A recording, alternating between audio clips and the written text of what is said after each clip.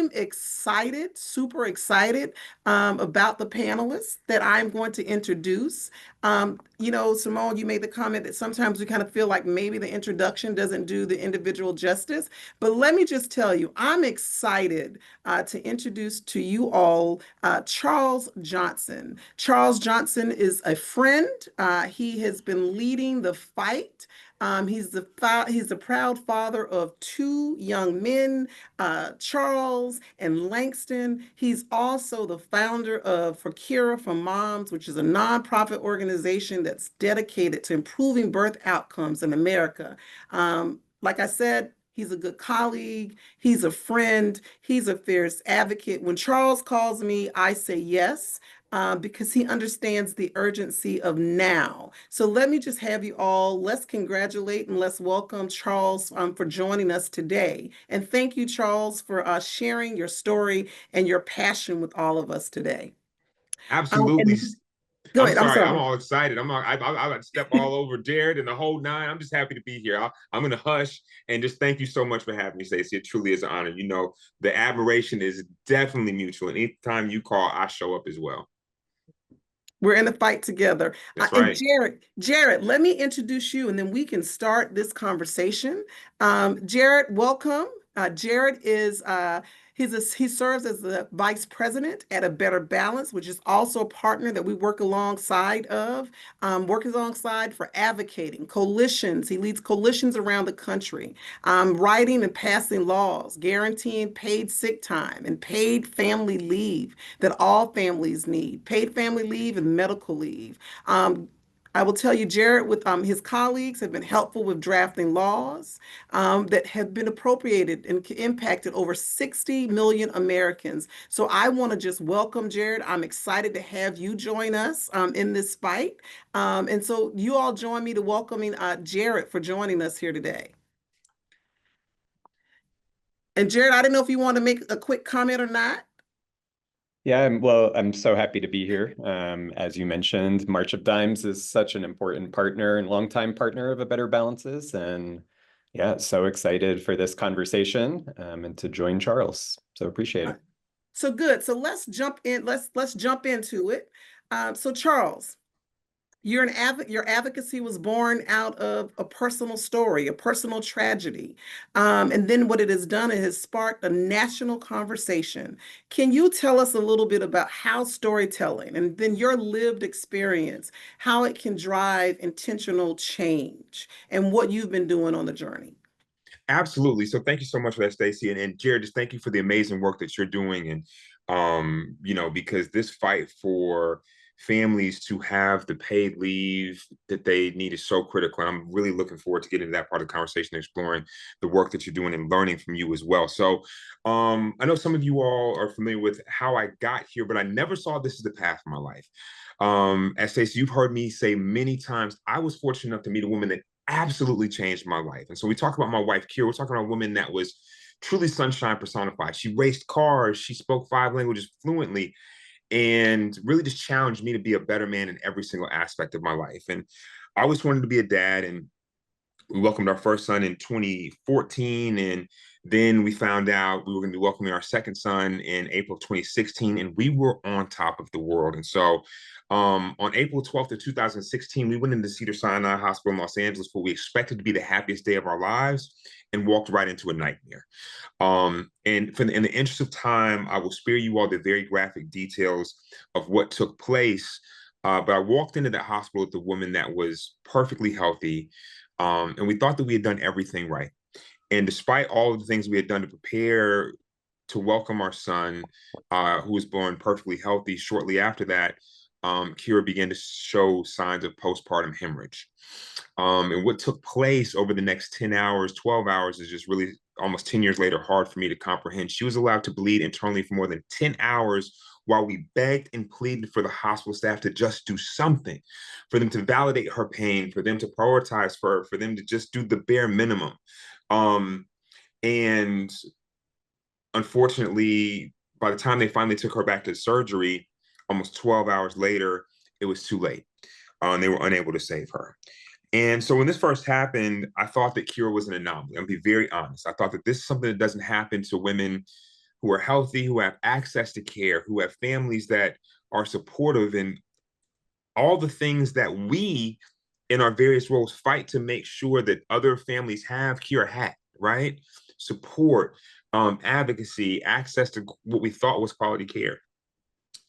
And I thought that this is something that was just a kind of a freak occurrence. But then I began to hear these stories of other families that had had horrific birthing experiences, experienced obstetric violence, and then other mothers that had made that ultimate sacrifice and given their lives just trying to give the gift of life. And so I didn't know what I could do. I didn't know how I could make an impact. But two things, I felt like I owed it to my boys. I felt like I owed it to Kira. And I was also struck by the fact, how is it that not everybody is outraged by this? When I came to find out that right here in the United States, we lead the industrialized world in mothers dying in childbirth. And then when we take a look deeper, that Black mothers are dying 4 to 5 times as often as our Caucasian counterparts. So we founded this organization for Cure for Moms with one very distinct mission, that is to eradicate the maternal mortality crisis in this country. There's nothing that we can do to bring Kira back, but we are committed to doing everything we can, whenever we can, to making sure we send other mothers home with their precious babies. And we address that change in 3 very specific ways. One, advocacy, education, and policy, which I know we'll talk about a little bit. But, so we've been fighting the good fight to make sure that families have access to quality care, that they are treated with dignity and respect, and that our elected officials are centering the experiences of mothers from all backgrounds when it comes to legislation, and also not only when it comes to that protects mothers and babies, but as we expand and address things like paid leave and the nuclear family and what we can do to make our families stronger and safer. Thank you, Charles, for sharing that with us, and then also sharing with some of the folks who've joined us the story about what brought you to being an advocate and a dad advocate and champion. So, Jared, let's turn to you. Can you speak a little bit about how Better Balance has supported fathers and how it has supported fathers and partners in your policy efforts? Yeah, I would be happy to. And thank you, Charles, for sharing. I mean, I'll talk about some of the policy and work that we're doing around the country to pass new programs, to institute new laws. But you can only go so far without people sharing their lived expertise, their experience, and speaking out for the change. It's a critical part of this work, and just really appreciate you. And in terms of the work, so A Better Balance, we're a national legal advocacy organization. We have 4 regional offices, including a southern office, and work around the country to change this. We work on addressing maternal mortality in a number of ways, and one is paid family and medical leave. And in this country, I'm sure many of you are familiar, we are one of the only industrialized nations to not have paid maternity leave.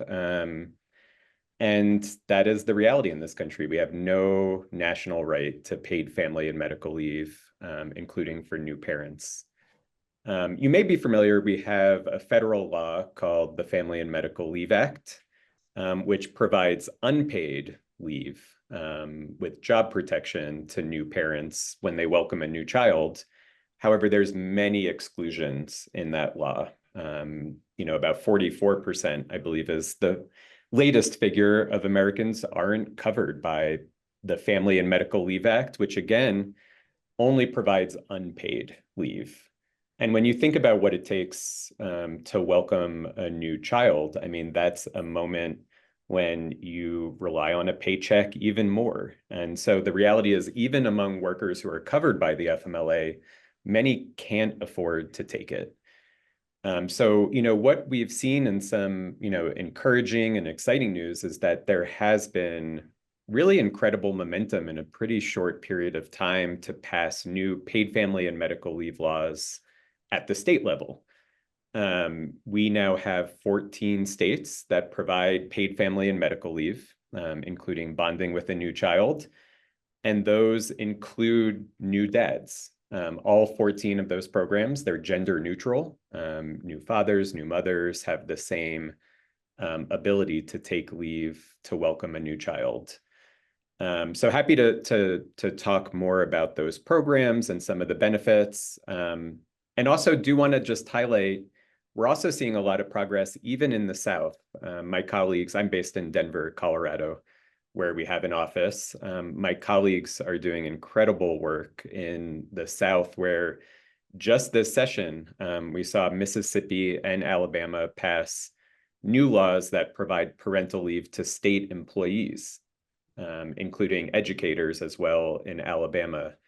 And we've seen also this progress, even in very conservative states, to provide new parental leave to state employees. So it's, part of, I think, the story of we're seeing this issue grow. We're seeing the need recognized more across the board, and just really excited that we're seeing a lot of legislative progress on this issue. So Jared, we all are very excited to see the needle move and seeing the progress that's being made, especially across the country, but definitely in our southern states. So let me ask this question to you, Charles. As Jared said earlier, it takes advocates, it takes sharing and telling your story to have an impact and being able to move the policies. And we know that policies can either be uplifted or they can be excluded. And so, what I just want to ask you is, what policies, past or present, do you believe have moved the needle in supporting fathers and caregivers and advocates in the Partnership for Maternal and Impact and Infant Health? And then, of Yeah, course, share with us, Charles, if you could, just some of the barriers that exist. I mean, you're there. Tell us what you're seeing. sure. So I'll kind of start with the barriers and then work backwards. I think that Sounds good. then let's just make it plain, right? Paid leave ain't vacation. And like I told, I was in DC last week with you, Stacy, at our Capitol Hill briefing, and what I said directly to, and I directed this comment directly to any senators or elected officials that are working. I said, look, if you believe that paid leave is vacation, I have a sleep deprived dad someplace, right? And a mother that is doing her best to hold it together, that will gladly switch places with you for 48, 24, 72 hours, right? And they can go to Capitol Hill and take your meetings, and you can come change some diapers and do some bottles, right? First and foremost. Second of all, so we have to just shift this perception. The second thing is, what we're seeing is that there are billions upon billions of days left on the table by families, that even if they do have the benefits, they're not taking them because they fear what that will mean for, like I said, their job protection, what it will make. So we have to not only adjust the perception of what that means for us as a culture, but then also we have to make sure that their employers are not retaliating, that they're not facing consequences for taking that leave when they come back. So I think that I just want to commend Jared's work, and I know the March of Dimes have been supportive for their protections of workers in the workplace. So it's a multifaceted piece. So it's changing the perception, right? Changing the narrative. And then also we need particularly men and women to be loud about the fact that they are taking leave and what that meant for them, right? So people that are taking, they're kind of taking it quietly because they might be a little embarrassed, like they feel like, no, we need you to say, hey, look, me having this time with my family made all the difference, right? We know what the data shows us. We know how it reduces postpartum depression. We know how it improves, you know, the metrics and the way that this taking leave impacts the trajectory of families is astounding, right? And so when we talk specifically about legislation, a couple of bills that I am really excited about, as we know, talking about fighting for paid leave for all is big. But then also, I want to talk particularly about the Dads Matter Act, which is a piece of legislation that was actually introduced during the last Congress by Senator Warnock as well as Senator Marco Rubio. So the cool thing about this is it is a bipartisan effort in a time that is truly the most divisive time in politics in our lifetime, right? And so we're really proud of that.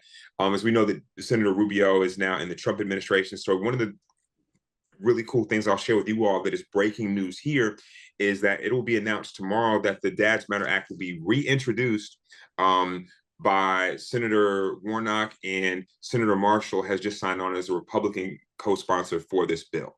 And this bill will specifically provide funding and resources, thank you all so much, to empower fathers and help them better understand their role in supporting their families, right? So we're really, really proud of this. And I think this is exemplary of what happens when bipartisan and when we can get done in a bipartisan effort. Now, I have to say, too, and I have to have really just Stacey just sing your praises. I do not think that it's any accident that this happened less than a week. This is going to happen less than a week than we were on Capitol Hill fighting for it, largely apart. And we appreciate you and the March of Dimes helping us put this together, using your muscle, helping us lean on our elected officials. So we can do this. We can fix this, y'all.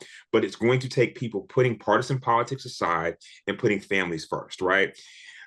I know I'm going to hush so we can get back to Jared because I know he has so much to share with us. But this is what I'll say real quick, is that we have to understand that these issues around strengthening families are issues that are uniquely unifying in a time that's so funky, y'all. This is a very, very difficult time, and people are being pulled in different directions and polarizing. We're pointing our neighbor. When we really think about it, there's so much more that unites us than what divides us, right? And so I think that these issues around infant child health and strengthening our families are real opportunities for our elected officials to find common ground and move some things forward. Thanks, Charles. And Charles, thank you for sharing. This good news is going to be introduced next week with 700 of our friends. And that's a good thing. Um, let Absolutely. me let me turn, and that's a good thing. And what we wanted, the takeaway is, again, it's about telling your stories. It's about, if you are one of the 700 people that are on this call, if someone in your family had to take full advantage of paid family leave, share your story. Turn it into becoming an advocate so that you're able to impact and bring about change. And so last week, as Charles shared, he was on Capitol Hill leading a group of fathers and other advocates across the Hill to talk to elected officials and ask them to join in and being able to move this legislation forward. And being able to do that is monumental. So I want to give you credit, Charles. And so it was wonderful to join you and roll up our sleeves. So Jared, let me turn to you. And I've got a few questions for you. One, I think is important for everyone who's joined us, for you to kind of share, give us what the definition of paid leave is. Tell us a little bit about the differences of how state policies may differ from federal FMLA. Share a little bit about the work that you've done with the LGBTQ community in terms of policies that you also have been advocating for. So if you could talk through that with us. Tell us a little bit about just the paid family leave movement itself. Definitely, yeah. So one of the distinctions that we often make is that there's different types of paid leave. A growing number of states have paid sick time laws, which we consider to be its own category, kind of short-term needs if you wake up with a stomach bug or have a family member who has a doctor's appointment and needs you to take them. That's often what we refer to as paid sick time. And then there is this larger bucket around paid family and medical leave. Policies differ state to state where they do exist. But typically in the 14 states that have passed these programs, 10 of which are in full effect, the others are being implemented now. They cover longer term leave. So one, of course, particularly relevant to this conversation is to bond with a new child. And the state programs typically do cover when a new child is born, adopted, or placed for foster care in some states. And then these laws and what we refer to as paid family and medical leave, it's broader than just parental leave. These programs also include a worker's ability to care for themselves and to recover from a serious illness, or to care for a seriously ill family member.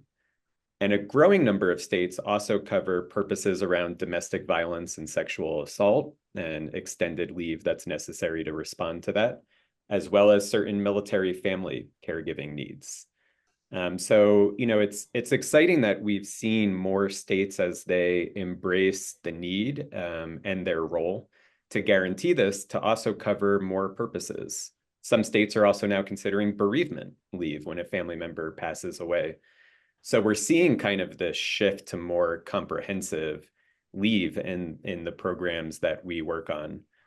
And a major difference to your question, Stacy, about the difference from the federal Family and Medical Leave Act, again, is that it's paid, so that workers are receiving part of their paycheck, and we try to fight to have that be as much of a worker's regular wages as possible, is covered when they're taking the leave. And then to, as you mentioned, Charles, the really important job protection, the ability that you have a job to come back to, you're protected against retaliation, and that you have a baseline right to time off. And we are seeing, I should mention, states move towards and advocating for a minimum of 12 weeks.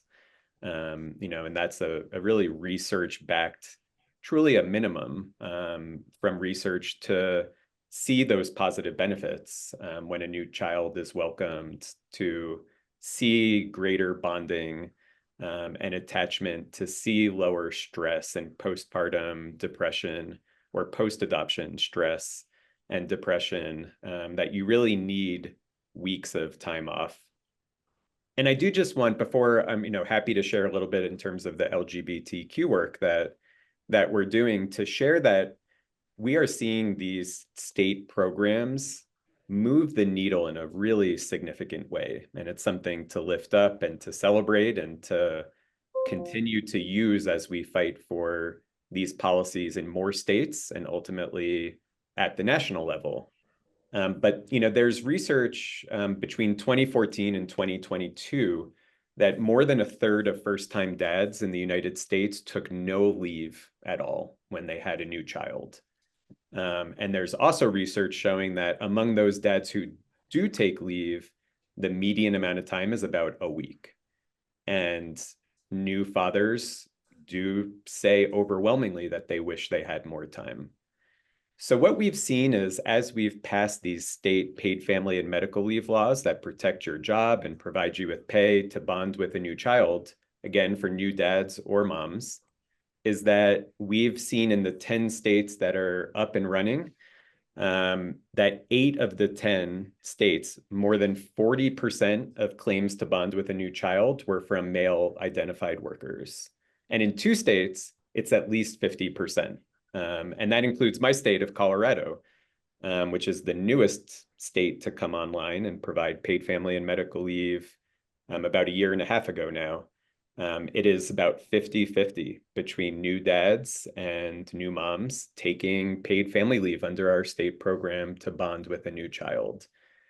And the average duration is at multiple weeks. So really seeing a shift from that research I mentioned, showing how many new first-time dads take no leave, and among those who do, how limited it is. We're seeing that state programs can change that and have a really powerful role. And then just to touch on the last question in terms of the LGBTQ case, it's a few things. There is a lot of research, and for those interested, a lot of research that I'm mentioning is on our website at betterbalance.org. We have a page on paid family and medical leave with fact sheets, and we do have a number of fact sheets that use the data that exists to show why LGBTQ parents have specific needs for these state programs. And given the complexity of laws around, for example, second parent adoption and how LGBTQ families build their families, it's important that we have a definition of parent and child that recognizes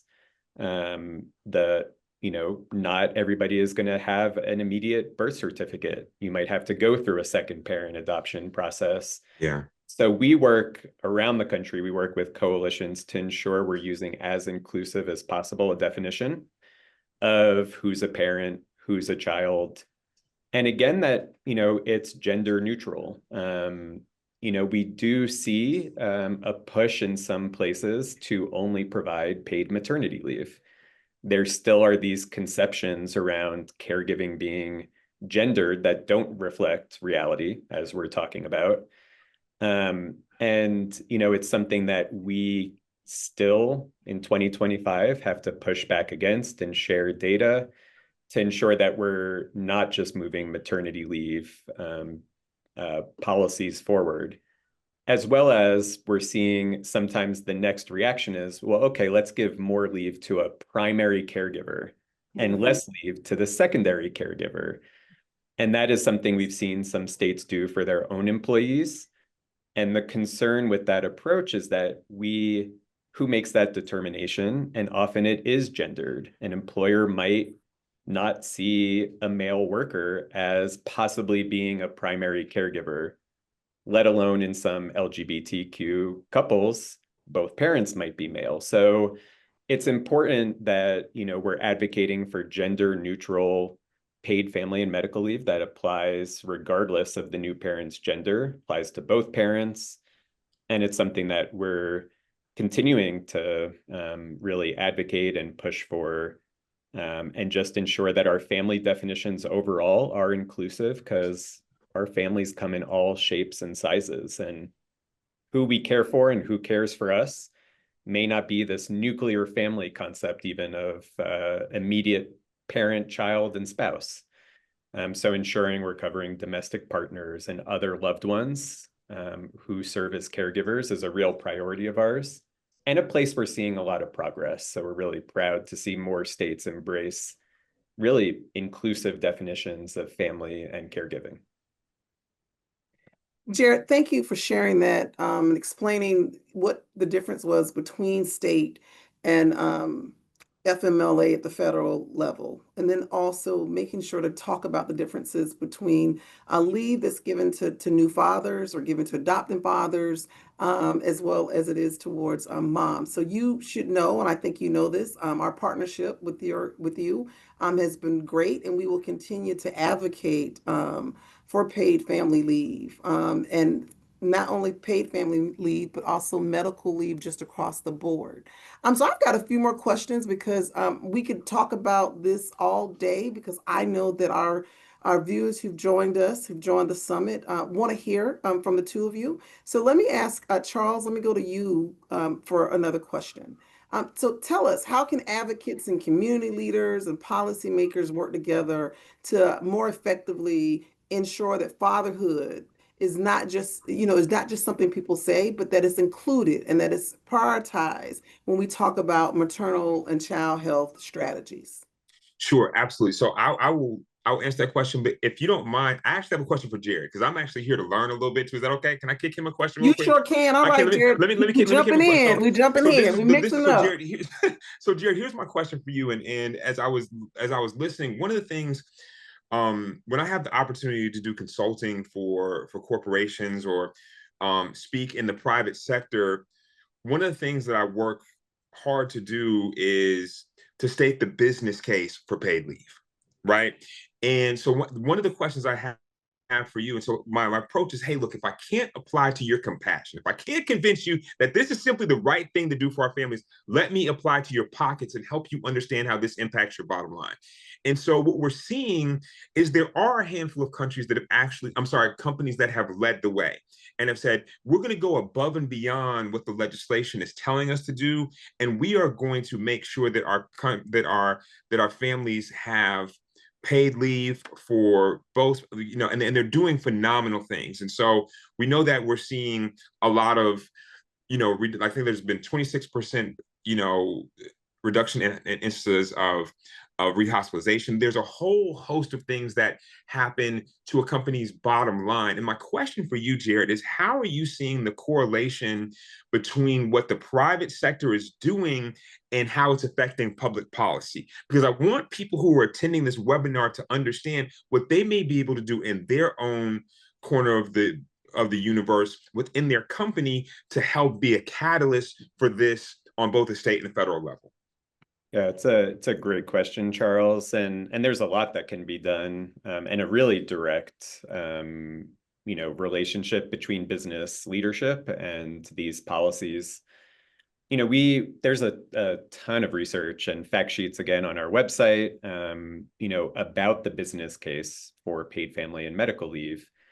And especially as we see more states that have had these programs on the books for a number of years, the research is only becoming clearer that businesses see a lot of benefits when they provide this or when there's a state program. And you started naming some of them, but retention of employees, productivity and Yes. loyalty, higher rates of employees coming back from a necessary leave when there's a state law that's on the books, as well as savings. And we've seen in the states that have these programs, they're structured as insurance. So the way that Yeah. they're funded is employees and employers, and we're seeing states typically moving towards a shared cost. Contributing, like, I'm sure many of you are familiar with other types of social insurance programs, a little bit from your paycheck, and an employer provides, a little bit as well into this state insurance pool. And then when an employee has a need for leave, has a new child, for example, that they're welcoming, they're paid out from the state program. And Okay. so, I share that because it's a really important piece of why these state insurance programs work so well, is that many employers, including small businesses, can't afford to just pay out of pocket 12 weeks of leave. Yeah. And Yeah. it's actually small businesses that, disproportionately benefit from these state laws because, through, again, these very modest payroll deductions, they're able to provide this crucial benefit to their employees and compete more with, a Google or a massive company that might have the resources to just pay out of pocket. So there's definitely a lot of research, a lot of opportunity, even if you're in a state that doesn't have this policy, to be able to, share that research with your employer and work towards, really making the case for why there are benefits to the bottom line for a business as well. And one more thing I just want to not forget to lift up is that even while we're seeing this progress around more state laws, I do think we're seeing some shifts with more companies that are recognizing the benefits and doing more voluntarily. Um, the culture piece is really important as well. And in particular, we have to continue working to normalize, and I think this is even more so with new fathers, taking the time and, even if a company provides, let's say they do provide 12 weeks to new parents, the research is so clear that having the policy is just step one. You need Sure. to have the support from leadership, and you need to often see leaders in a company modeling that they will take the benefit, they Very true. take the Very true. time. And Right. so policy is one step. We also need to really make sure that, companies are creating the conditions that workers feel they can use the time, that it's supported from leadership.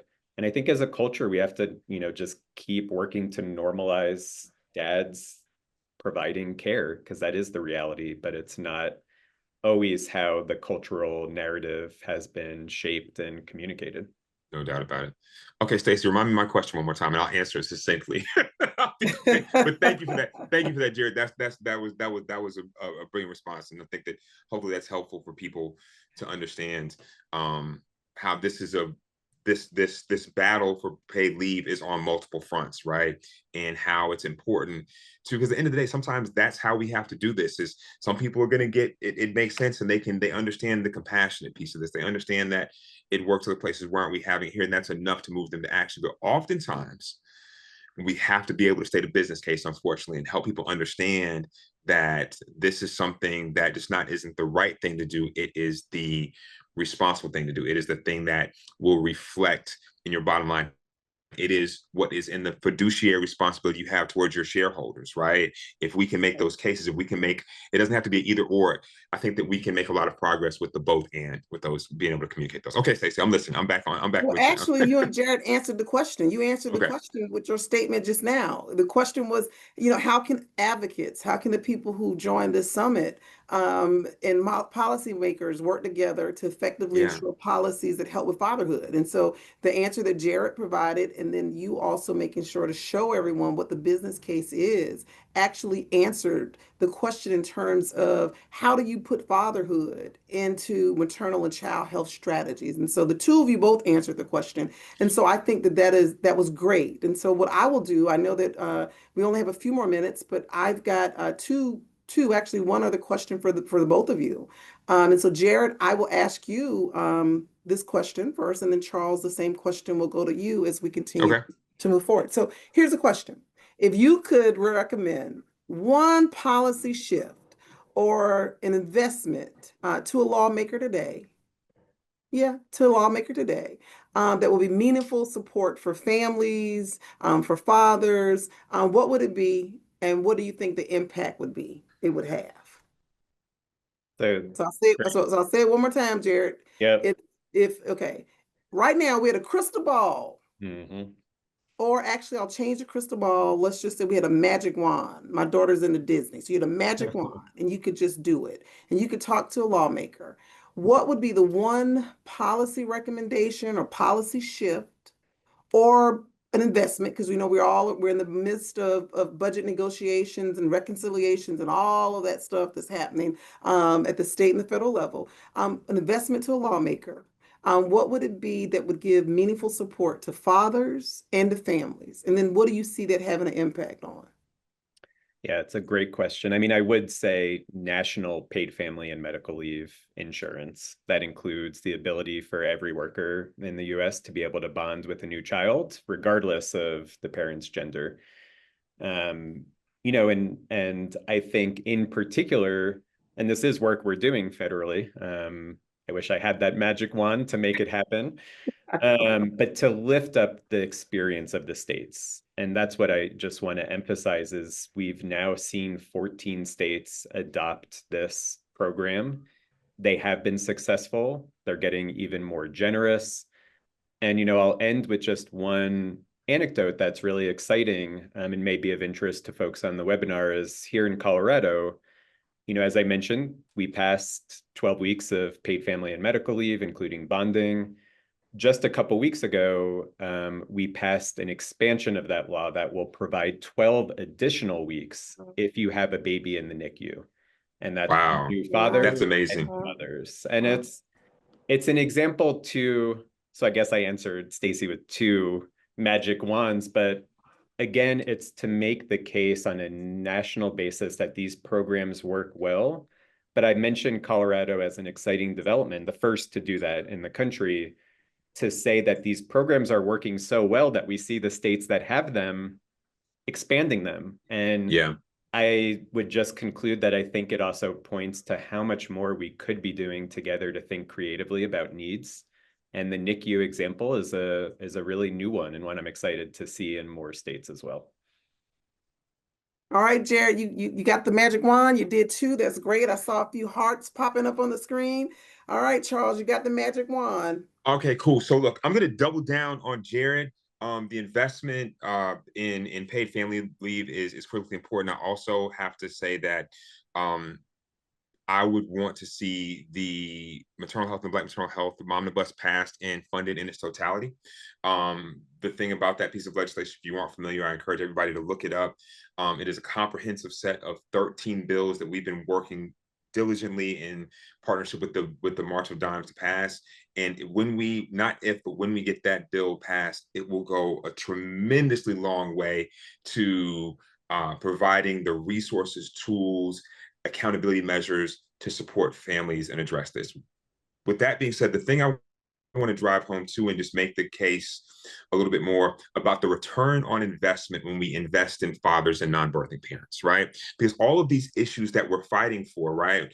reduction in preterm labor rates, improved maternal health outcomes, postpartum depression, reducing instances of intergender violence and domestic violence, right? Even employment and job stability.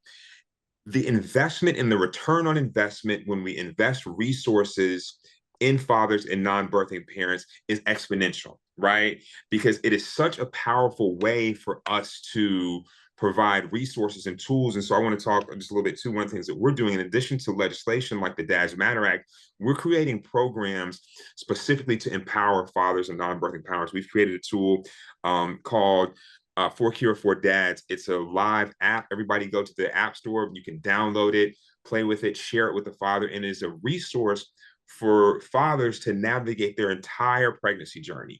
And so we want to be able to provide information. There's literally an AI personalized coach to support you throughout your pregnancy journey. But we really feel that by empowering fathers, by making sure that we are changing the narrative, like Jared so powerfully stated, that this will go a long way to quick. Because here's the thing, if we're being honest and frank about this, there's a lot of things that we're all working towards that are intergenerational fixes, right?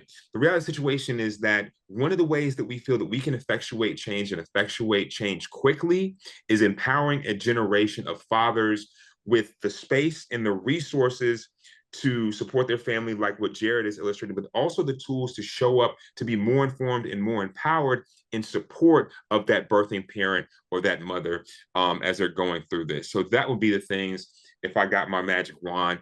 I don't have a magic wand, but I do have Stacey Brayboy. I do have the March of Dimes. I do have Jared in my corner, and that's how we're going to get this stuff done. Wow. So let me tell you, thank you, Charles. Thank you, Jared.